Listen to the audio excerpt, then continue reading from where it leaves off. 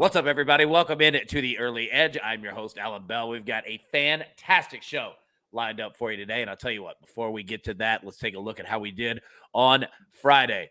The solid day here. Look, we hit some parlays. It was a nice day. Memphis, oh, man, we were 1 second away, 2 seconds actually, from having a perfect day. Thought if they'd have gotten that timeout, that'd have locked it up. But, you know, it is what it is. See you coming through with Kentucky nicely there. Chip on Kennesaw State. Coach coming through with UConn there. Some X's, obviously, for sure. The one over here.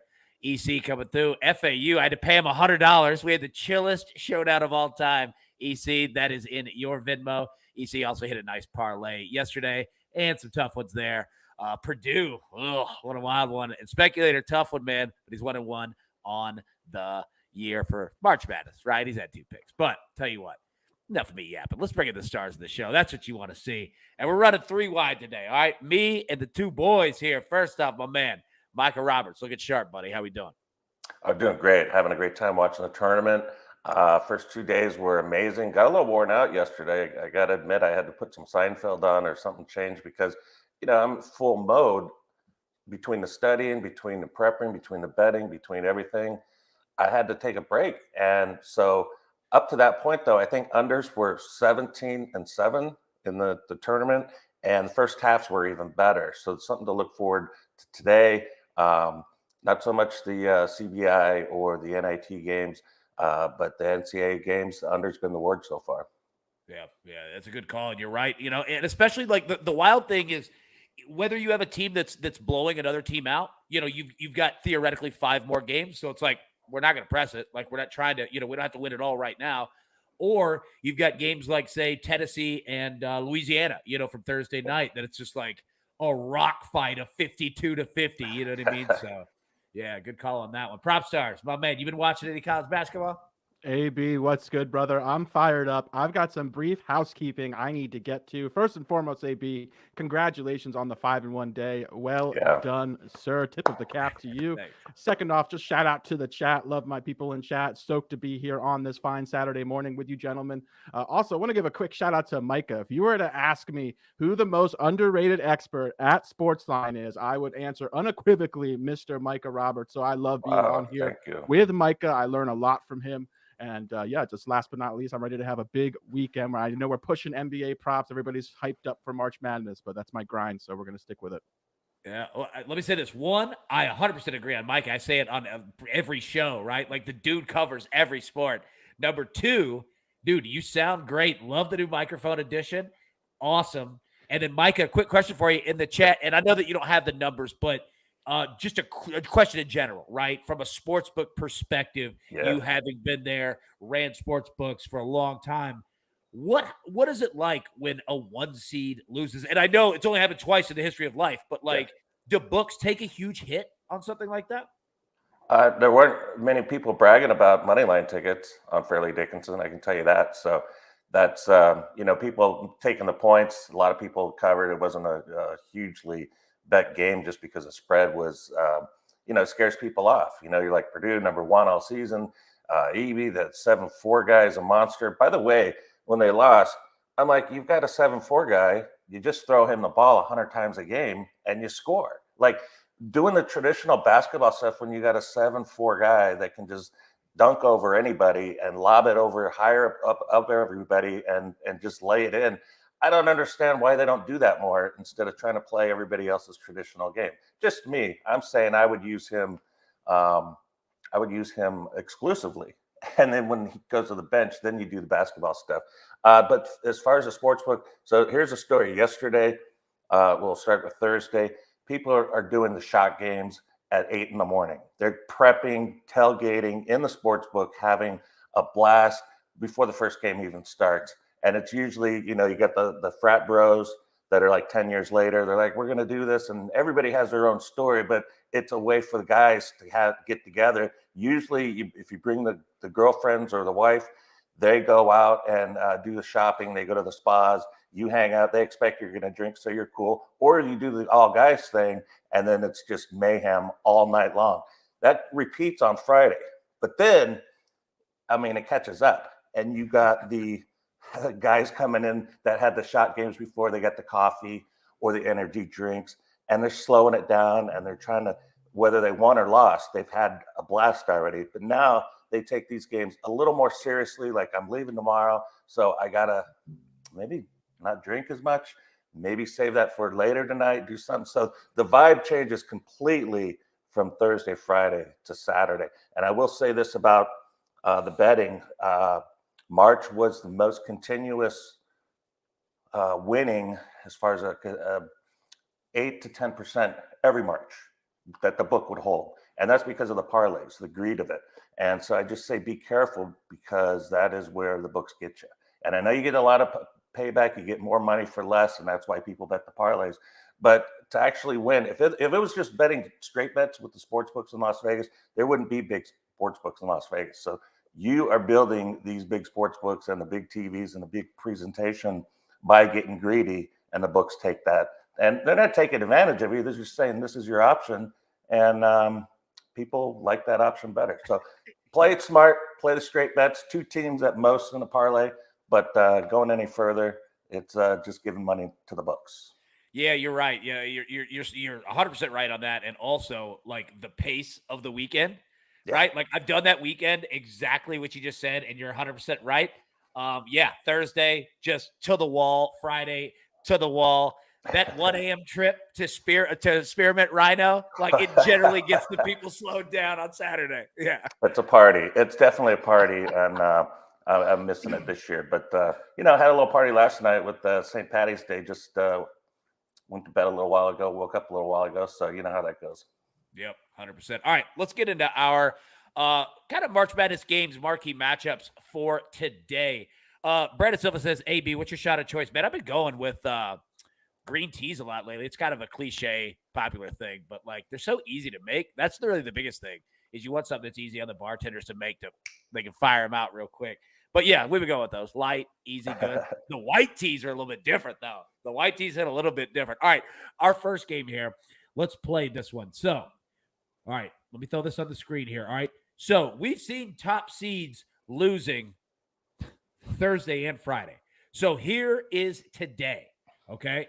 So we've got Kansas, we've got Houston, we've got Texas, we've got UCLA. So, Micah, out of these 4 teams right here, all right, any of them, which one would fail to cover? I think it's going to be. I think it's going to be Texas, and I'm starting to believe in Penn State a little more. I was at the end of the regular season and beginning of March, end of February. I'm like, yeah, but Northwestern, they only win by 2, or they win by 3, they win by 4. But they're doing it every game. They're like 11 of 12 or 11 of 13 right now. This is what they do, and they frustrate good teams. And Texas by far has more talent, but they execute the system. And right now they're executing extremely well. I think they give Texas a scare here. And I think getting what are we getting here? 6, 5.5. I think that's good value there for a team that's going to be in it. They're not going to get blown out. Yeah, I'm with you. And props, hang tight, because I have an absolute fun way to bring you in on this as well. I don't know what to do with Kansas. Like, that's my biggest question. Like, this line feels like a trap, right? Like, I could see Kansas blowing, Arkansas out. Yeah. I could also see Arkansas winning outright, right? Like, I don't know what to do with that. Like, I'm not too necessarily worried about UCLA. Houston against Auburn, we'll talk about that in just a second. But I mean, 5, like, I don't believe all that much in Auburn. Like, I'm not discrediting them, but like, I mean, Houston, even with the injuries, like, they're still a good basketball team. Well, the thing you have going with you with Auburn is it's at Birmingham, so that's going to be one edge, and you've got I don't think it's added into the number here. I think Houston's getting a little more credit than they should, but Auburn, I mean, you got to give them a 1.5 bump, I think, for a neutral site. That's not really that neutral, so that's something to think about. And then the way that Auburn played, I mean, they played a dirty game against Iowa and pretty much dominated the first half, but they were aided by Iowa just missing so many shots. So that's one of those you got to analyze. In Houston, I mean, Sasser probably not going to play. I wouldn't expect. They played him as a 20-point favorite in the first round, and he gets hurt again. So that's not very good. So without him and what I saw with Memphis. They didn't cover any of those 3 games against Memphis this year. Memphis won the championship game, but covered their first 2 meetings and covered the third one. And that was their stiffest test. And I'm thinking, did I rate the American too high? I think I did. I think I rated them too high because they're sitting around playing each other. They look great. They're putting the great numbers up there. You got Houston, 35% shooting, absolutely amazing, better than last year's team that went to the championship game. And I just, I don't know. Maybe they're not battle tested enough. Yeah, no, I'm with you. And it's like, what you just said, like the number 2 team, Memphis, right? Like, I say it, coming in, you're compared to Houston, like overall through the season. I mean, they're bouncing the first game. You know what I mean? Granted, yeah, it came down to the last second, but still, I'm 100% with you. All right, let's move to the next one real quick. Have some fun with this one too. Now, so this is our slate that we have for today. Okay. So we've got, what is that? 8 games. We've got Furman, San Diego State, Duke, Tennessee, Arkansas, Kansas, Princeton, Missouri, Auburn, Houston, Penn State, Texas, Northwestern, UCLA, Maryland, and Alabama. Okay. So Micah, I'm going to throw the same question back at you just a little bit differently. All right. Who is most susceptible to get just bounced? Like, not even talking covers, just talking bracket, moving on, right? Like, we've seen upsets Thursday and Friday. If you had to pick one higher seed that gets bounced today, who would you pick? Well, I've already bet Tennessee. So that would be Duke, but they're not the highest seed, right? They're the hottest team. They won 10 straight. Yeah, I was going to say, I think we could count Duke in that. Like, yeah. Yeah, but I mean, the Tennessee's got the higher seed there. I think I'd be Houston. The Auburn team, not necessarily just because they're at, Birmingham there, but Houston, without Sasser, flat. They were flat against Memphis, and Auburn can play that defense and get down and dirty with them. And they polished them off the last game there. So Houston, I think will struggle a little bit today. Yeah, and Mike in the chat right here says Houston's biggest issue is this is game number 5 in 8 days. NBA teams don't even play that. That's a great point. I mean, it's a ton. It's an absolute ton, right? So, yeah, good point there. Okay, now, like I said, all right, so let me put this on the screen here. All right, so everybody can see it. These are our games for today. However, Propstarz, you're my boy. And look, what I've done is taken these games and these teams, and I've translated it, okay, to their NFL equivalents entering the playoffs. So that's your mindset of where these teams are entering the playoffs. You ready for this, bro? Got you, bro. Yeah. All right. Boom. Furman, the Panthers. San Diego State, the Packers. Nice. Duke, the Bengals. Tennessee, the Titans. Arkansas, the Dolphins. Kansas, the Chiefs. Princeton, the Colts, just out of damn nowhere. Missouri, the Chargers. Auburn, the Vikings. Houston, the 49ers. Penn State, the Jaguars. Texas, the Cowboys. Northwestern, the Ravens. UCLA, the Bills. Maryland, the Giants. Alabama, the Philadelphia Eagles. So, pull you back on here. Now, looking at that and understanding, where would you pick the upset? Got to go with the Penn State, a.k.a. Jacksonville Jaguars versus Texas, a.k.a. those Dallas Cowboys. We've seen Dallas kind of fold under pressure in the playoffs repeatedly. Love what I saw out of those Jags. Not the most talented team in the NFL, but certainly play hard every game. They play for the full 4 quarters. Even when you have a lead against them, they proved against the Chargers, it's not safe. Even when you're up 35-0 at halftime, they're capable of coming back. We've seen the Cowboys fold under pressure in the playoffs repeatedly. I just don't have a lot of confidence in Dak Prescott, in the rest of the Cowboys. And I just think those Jags are very live to upset Texas. I'd also, if Lamar was playing quarterback, I would love that spot against the Bills as well. So, I'd be Penn State and Northwestern would be my 2 picks, AB. All right, there we go. I love it. I love it, man. Props, you're the best, dude. Absolutely. Now, let's get to our best bets for today. But before we do, all right, Micah, quick question for you. You know our man, Trent Wade. He's got his NASCAR picks, okay? So, got 2 of them right here. Let me read them to you. I just had it on my phone. All right. William Byron over Kyle Larson, -112. And let me pull this off here. All right. William Byron over Kyle Larson, -112. Daniel Suarez over Kevin Harvick, -112. Your thoughts there? Yeah, I like Suarez a lot here. Maybe to win, maybe throw, I think 30-1 on him. Worth $5. You're going to spend $5 on something a lot worse this weekend, probably a crummy hamburger or soda or candy, whatever. But I take the $5 and throw it on Suarez. You're going to have more fun watching the end of the race there than you would a big gulp. And the other one, I don't know what to think here because I'm always a guy that likes people to be creative in NASCAR. If you're not cheating, you're not trying. That mentality. But man, they got a bombshell dropped on them for cheating, and the Hendrick crew chiefs are suspended this week. Next week too, I think four races. And that's a bomb. And I'm assuming they were. Hendrick has been notorious, the best cheaters the last 4 decades. So they're really good at it, and they're modernizing it now. It's just that this new car is difficult to cheat on, that they have these templates that are just almost unbeatable. So Hendrick found a way, NASCAR caught him, and now they're crying the blues. And I'm guessing that they're not going to be as fast this week. I'm guessing that little change. So again, throw it up there. Byron's been better than Larson, but they've been actually kind of equal when you think about it. So that's a toss up there. I could be happy with either side.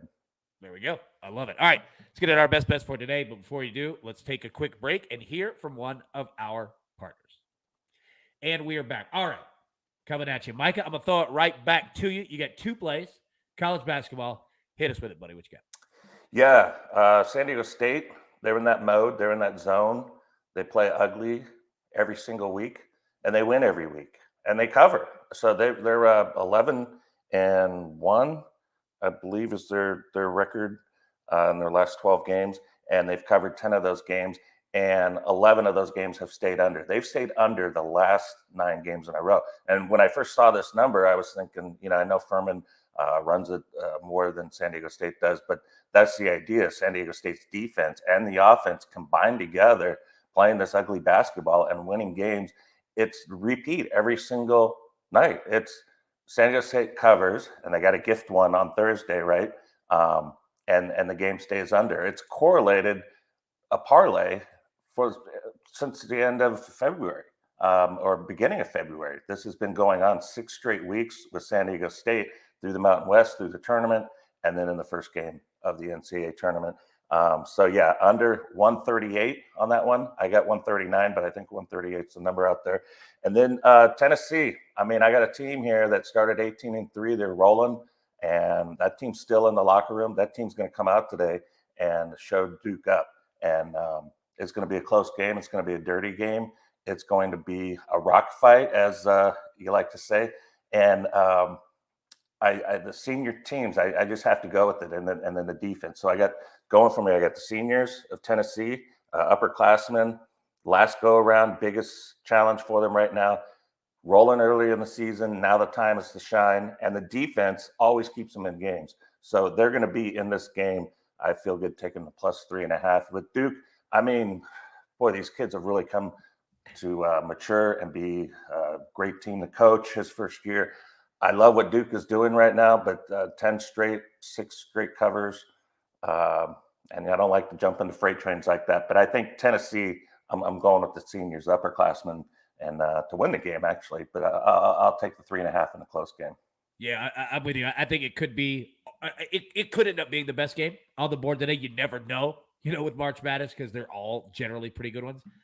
But yeah, I'm with you, man. You have a really efficient offense in Duke versus one of the best defensive teams in the country in Tennessee. Yeah, it's going to be a fun one, man, for sure. All right, Propstarz, coming to you, man. It's not all college basketball. Going to the NBA, still covering that too. You got one play, a prop for us, bro. Break it down. Yeah, we're going Jamal Murray over combined 30.5 points, rebounds, and assists. Listen, Jamal Murray has been struggling recently, particularly this month, especially from an efficiency standpoint. His field goal percentage has plummeted, but I think that was in large part due to an injury that he sustained. He's had kind of 3 down games in a row. This is a great get-right spot, in my opinion, against the Knicks, who have been giving up a ton of production to opposing lead guards. I think this is a great buy low opportunity on Murray, who still fills it up. He still contributes a lot of rebounds and assists, even when his shot isn't falling, which is why I prefer to attack it this way. I also like his points line over 20.5, but I do prefer the combination line. So give me Jamal Murray over 30.5 points, rebounds, and assists. The PRA, I love when you play those, dude. It's really fun. Like I bet NBA, but like you obviously are very more knowledgeable and like intertwined into like the prop plays and like the PRAs. Like I don't ever bet them like on my own. I just play yours, and they're really fun because like you get to pull for like everything. You're like just be on the court, just fill it up. Like yeah, exactly. Like the only bad thing is like when they're sitting like on the bench. You're like, well, damn, I can't. Accumulate. Yeah, what up? Yeah, the Nuggets, this team that I root for, and they've gone in this down cycle here. They got the win against Detroit, but they had a 4-game losing streak, 4-game cover, and they looked absolutely horrendous. Like, I don't know, the 5 guys, they just all together forgot how to play defense. And yeah. It's just embarrassing for this is supposed to be the run where you're tuning up for the playoffs, tuning up for the 8 seed in the Nuggets case or whoever they play. But they're limping right now. They're not playing well at all. So I'm really anxious to watch this game. I think it's a good test for them, a good team like the Knicks. See what they do. Yeah, early start as well for this game. Yes. It starts in just a couple hours. Yeah. That's a good point. That's a great point. Oh, one other thing. Yeah. AB, Vanderbilt starts at 9:00 Pacific time against Michigan. Yeah. I think the line is about 3 points too cheap there. Game should be like 4.5, 5. And so obviously you got value with Vanderbilt, who I think right now probably the best team in the NIT. I think they're going to win the NIT, and we'll see if they kick it off here. They've got because you got a team that was sad missing the tournament, the NCAAs, and you get the NIT. The first game, you're like, yeah, how are they going to come out flat? They came out a little flat, but they did cover the game, win the game by 9 the last outing. So let's just go and win it. So we got to beat Michigan. Let's do it. And at home, such a huge advantage being at home in the NIT. Yeah, 100%. Look, and let me say, I'm just down the street from Vanderbilt right here. Like, there was no team in the SEC playing better down the stretch than Vanderbilt. Like Jerry. How did NC State make the tournament? How did they make the tournament? I have no idea. I'm like, what happened here? I know. Even Clemson beat them 3 times. I mean, Iowa State was rated so high in these bracketologists, and I was like, Iowa State, they shouldn't even make it. And then they showed their true self against Pitt yesterday. Yep. Yeah, 100% did. All right, everybody, grab your paper, grab your pencil. Let's take a look at recap here. And it is pretty glorious here. Micah Roberts is on Furman. San Diego State under 137.5. Tennessee plus 3.5. Propstarz is on Jamal Murray over 30.5 points, rebounds, and assists. That's priced at minus 115. A couple plays for me. All right, so first in the MLS, got 3 games here. New England, Nashville SC, both teams to score minus 130. St. Louis, San Jose. And what a story St. Louis has been this year. So St. Louis, San Jose, both teams to score minus 140. Toronto, Miami, both teams to score minus 140. And the 2 March Madness moneyline parlays. We're going to run both of them 3 legs. First one pays out plus 160. We've got Duke on the money line. We got UCLA on the money line. We have Missouri on the money line. Second one, 3 legs, pays out plus 165. We've got Texas on the money line, Alabama on the money line, and Kansas on the money line. So those 3 teams right there. All right. Anything else before we go, boys? Props. Go ahead. Bud. Shout out to Fairleigh Dickinson University. True story. I went to the senior prom with a Fairleigh Dickinson graduate. So nice. Shout out to Becca Bailey. Becca Bailey. There we go. Shout out to you. And you know what? Props. I think you were the good luck for that team last night. I think so too. That my brother, he lives in Columbia, South Carolina, big Purdue fan. He's season tickets to the football all the time. And he hasn't been to a basketball game in about 8 years. So he took his son, my nephew, he's 13 years old. They got their Purdue on. They're all set. They're playing Fairleigh Dickinson. We're going to stay Sunday too. We're going to watch that game. 8-hour drive to Columbus. First game, the worst loss in NCAA history. I feel so bad for him. Losing outright 20. It's the worst loss in college basketball tournament history. Like, the spread, the seating, everything. And that's my bro's team and my nephew, and they went, so they got to ride back today. Sorry. At least they'll never forget that experience. Yeah, right. Yeah, you'll never forget it. So yeah, sorry to them. And let me say, you know who was the happiest with Fairleigh Dickinson winning last night? Virginia. Like everyone in Charlottesville was like cheering that one on. Like, yep, welcome to town, buddy. All the attention diverted from them. Is that what I'm assuming? Yep, yeah, but that's the thing.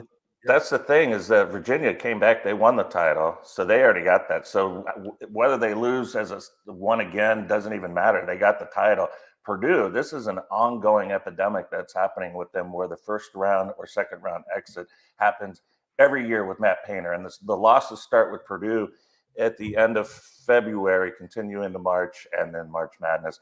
And I don't know what you do with that. I mean, that's something where like a coach gets fired, or Gene Keady didn't, but it just seems like the same story. There's something in the element. You get the recruits, you got the top pick, you've got everything, and then you fail over and over again in the tournament. So I don't know if that's a Big Ten thing, Purdue thing, or Matt Painter thing, but somebody needs to fix something.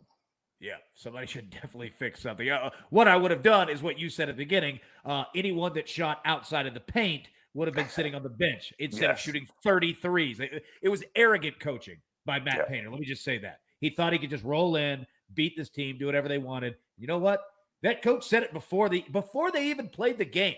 Said, I think that we match up with these guys well. And they let them shoot. They said, here, you can shoot as many threes as you want. You're going to miss them. And they 100% did. 100%. Matt Painter walked right into that one. It was, that was brutal. All right. Real quick here also, let's see. Where is it? Oh, our man Arabelli asked, who is leading the bracket challenge? Okay, so we will post on the show starting Monday morning.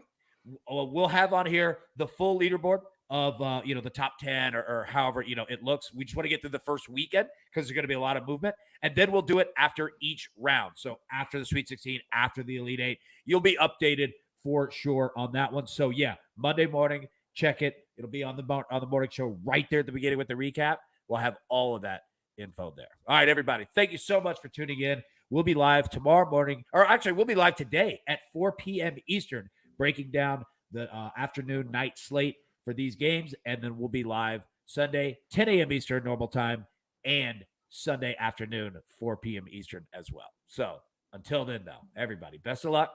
Let's cash these tickets. We'll see you later today.